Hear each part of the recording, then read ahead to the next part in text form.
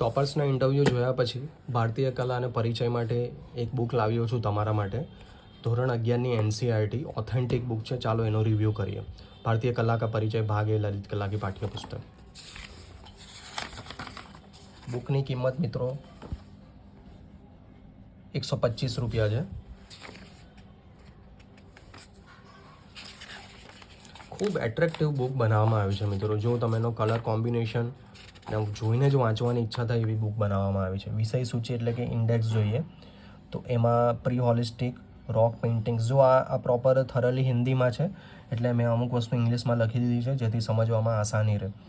ઇન્ડસ વેલી એટલે સિંધુ સભ્યતાની કળા, મૌર્યકાલીનની કળા, એટલે જે આપણે હિસ્ટ્રીના ટૉપિક છે તેની આર્ટ એન્ડ કલ્ચર પણ આમાં સમાવી લેવામાં આવી છે. અને જે આર્ટ એન્ડ કલ્ચરનો જે સબ્જેક્ટ છે એ તો આમાં છે જ, એટલે તમે શરૂઆતથી લઈને મધ્યયુગ સુધીની તમામ આર્ટ એન્ડ કલ્ચર આમાં સમજી શકશો. શરૂઆત જ મિત્રો મેપથી થાય છે, જેમ કે સિંધુ સભ્યતા છે કે પ્રાગૈતિહાસિક શૈલચિત્ર છે, રોક પેઇન્ટિંગ્સ છે. તો તમે આમાંથી જાણી શકો કે કયા રાજ્યમાં કયું હતું અને ક્યાં આવેલું છે. ચિત્રો ખૂબ સરસ આપવામાં આવ્યા છે.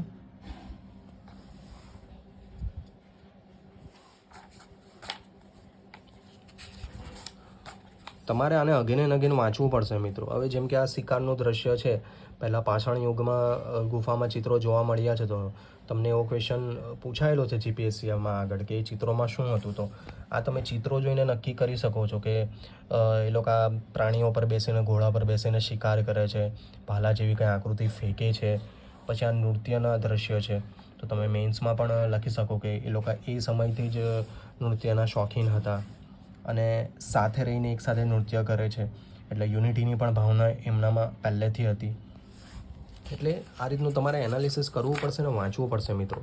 સિંધુ ઘાટીની કળાની વાત કરીએ તો તેમાં આ રીતે મેપ આપેલો છે, તો મેપથી તમને બહુ વધારે ક્લેરિફાઈ થઈ જશે કે કઈ કઈ જગ્યાએ સિંધુ સભ્યતા હતી. ઇવન મેન્સમાં પણ જ્યારે તમે સિંધુ સભ્યતા રિલેટેડ કોઈ ક્વેશ્ચન આવે છે ને આ રીતે મેપ દોરો છો તો તમારી બહુ સારી ઇમ્પ્રેશન ઊભી થાય છે ને તમને સારા એવા માર્ક્સ મળી શકે. આ રીતે આકૃતિ આપેલી છે. મેં આ આકૃતિમાં દરેક વસ્તુ લખી દીધી છે કે આ બાજુબંધ છે, આ ધ્યાનની મુદ્રામાં છે, પછી એમના વાળ વચ્ચેથી પાઠી પાડેલી છે, એમને ગળામાં હાર છે. આ વસ્તુથી આખો ટૉપિક મેં આકૃતિ દ્વારા જ સમજી લીધો છે. તો આમાં જે આર્ટ એન્ડ કલ્ચર આપવામાં આવ્યું છે એ લગભગ મને બીજી બુકમાં આટલું ઇન ડિટેલ નથી જોવા મળ્યું. અને મને તો વાંચવાનો પણ શોખ છે, સાથે તૈયારી પણ કરવી છે, એટલે મેં આ બુક વસાવી છે અને મને સારી લાગે છે. તો મેં વિચાર્યું તમને પણ આનો રિવ્યૂ શેર કરું.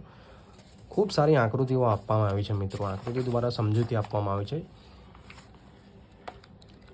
તો ડેફિનેટલી તમે આ બુક પરચેસ કરી શકો છો ઇફ તમારા આર્ટ એન્ડ કલ્ચર સારી રીતે કરવું હોય. બધાને એમ હોય છે કે આર્ટ એન્ડ કલ્ચર તો ઇનપ્રિડિક્ટેબલ છે, ક્યાંથી પૂછાય છે, પણ ના, એવું નથી હોતું. એ આવી સરકારી પુસ્તકો દ્વારા જ પૂછવામાં આવતું હોય છે, પરંતુ તેની કોમ્પ્લેક્સ વાક્ય રચનાને લીધે એને સ્ટુડન્ટ એવોઇડ કરતા હોય છે. પરીક્ષા પાસ કરવી હોય તો થોડી મહેનત તો કરવી જ પડશે મિત્રો. એટલે આવી ઓથેન્ટિક બુકનું વાંચન કરો, સારી એવી તૈયારી કરો. All the best. વિડીયો સારો લાગ્યો હોય તો સબસ્ક્રાઈબ કરી દો અને જરૂરિયાતમંદને શેર કરો. All the best.